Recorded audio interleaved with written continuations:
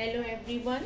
Today we are going to start with the new lesson, children, that is some natural phenomena. Okay, so that is, children, today we will discuss about the electrical charge. Fine, children. We are going to discuss about the electrical charge, children. Fine. So when we come to the topic electrical charge, so I am going to tell you about the electrical charge. When we rub, just you can take a plastic comb and rub a plastic comb in your hair several times. So what happens, children? Both comb and your hair should be dry. Now after some time, you can bring the pieces of paper near to it. You will find that the paper pieces get attracted to the comb. What happens, children? That paper pieces get attracted to the comb. Fine, children. So the comb or balloon are said to be electrically charged when they are rubbed against the hair. If you have rubbed a comb or a balloon, what happened? They are electrically charged, children. They are electrically charged. Now, if you bring that balloon, the electrical charges generated by rubbing, what are that? They are static, children. What are that? They are static. The electric charges generated by rubbing are static. They do not move. These electric charges produce in them a kind of force which can attract as well as repel objects. They can attract as well as repel objects. Fine, children. These charges produce in them a kind of force which can attract as well as repel objects, children. We call this as a electrostatic force. What do we call them? We call them that an electrostatic force. Fine. Positive and negative charges. Now I'll discuss about the positive and negative charges, children. Positive and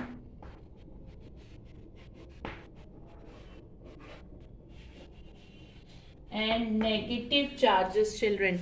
Positive and negative charges. So what happened in this positive and negative charges, children? Okay. You can do one activity also to study about the positive and negative charges. How can you do? You can rub a PVC rod or strip with wool and hang it with a thread.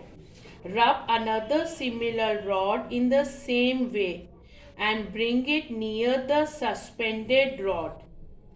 You will find that the two rods repel each other. Okay, that two rods will repel each other, children. The two rods will repel each other.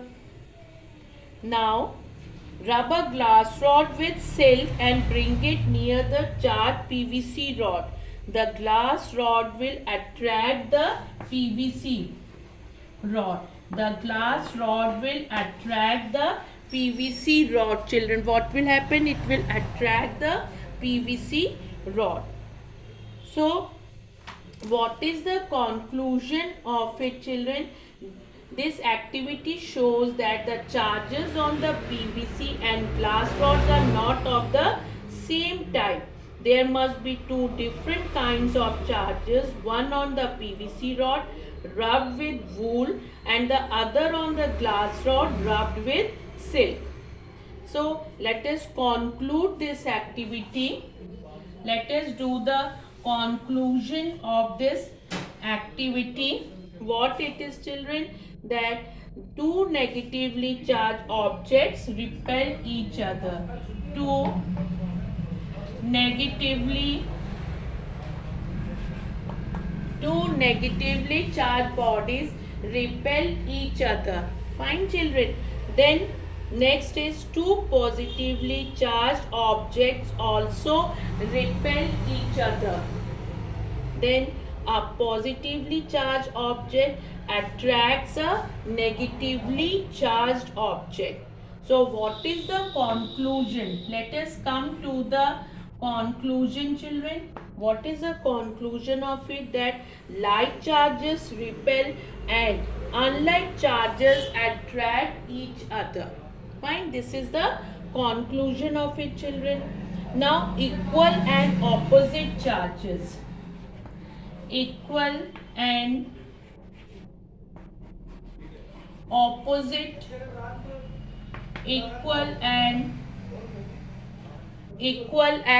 opposite charges. Okay, what are that, children? When two bodies are charged by rubbing against each other, they acquire equal and opposite charges. Now how can we test a charge, children? Testing for charge. What is the method of testing a charge?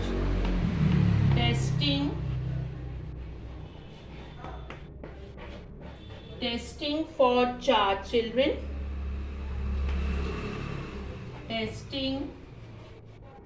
Testing for charge. How can we test the charge? Okay, testing for charge. There is a method to test if a body is charged or not. Bring near it a positively charged body and a negatively charged body one by one. If it is, children, attracted by both, it has no charge. It has no charge, children. Okay. Repelled by the positively charged body, it is also positively charged. Then repelled by the negatively charged, children, then if it is repelled by the negatively charged body, it is also negatively charged, children. Thus, repulsion alone is a sure test of whether a body is charged or not. Fine. Now, electric charges in atoms, you know that there are the number of particles with negatively charged, they are called electrons in an atom, is equal to the number of particles with positive charge. What are they known as? They are known as protons, children. So, we are discussing electric charges in atoms, children. So, electrons. Okay.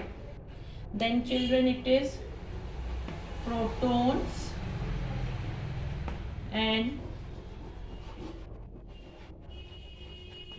neutrons, children. And electrons, they are negatively charged in an atom is equal to the number of particles with positive charge, children, that are called protons, so that charges neutralize or cancel out each other's effect and the atom is electrically neutral, children. What is it? Atom is electrically neutral.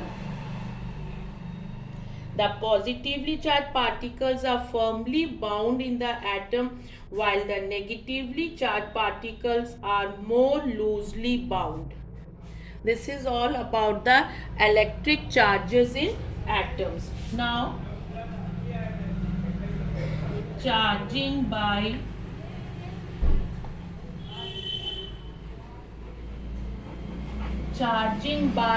rubbing, children.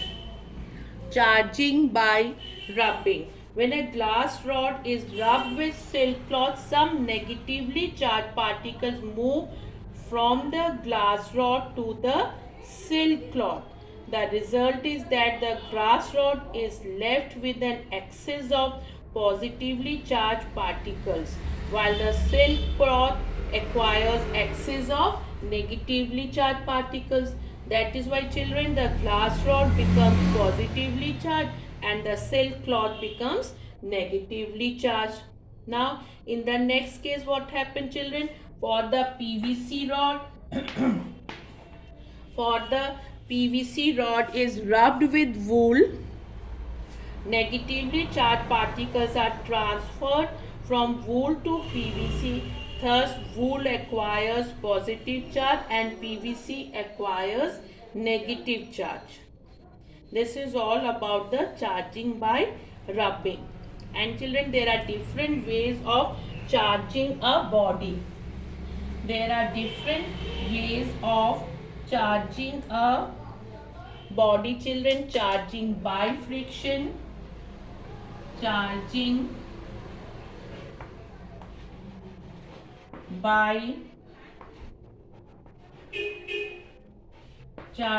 by friction. What it is? When two bodies are rubbed against each other, they acquire equal and opposite charges. When two objects are rubbed together, there is a friction between them. Therefore, the method of charging an object by rubbing it against another object, that is known as charging by friction. Then, children, charging by conduction. Then, charging by conduction. An object can also be charged by touching it to a charged body. This happens because some charge from the charged body gets transferred to the uncharged body till both are equally charged. This is called charging by conduction, children. And very important is that in this case, the body being charged acquires the same kind of charge as that on the charged body. So next one is about the charging by induction, children. Now the next one is the charging by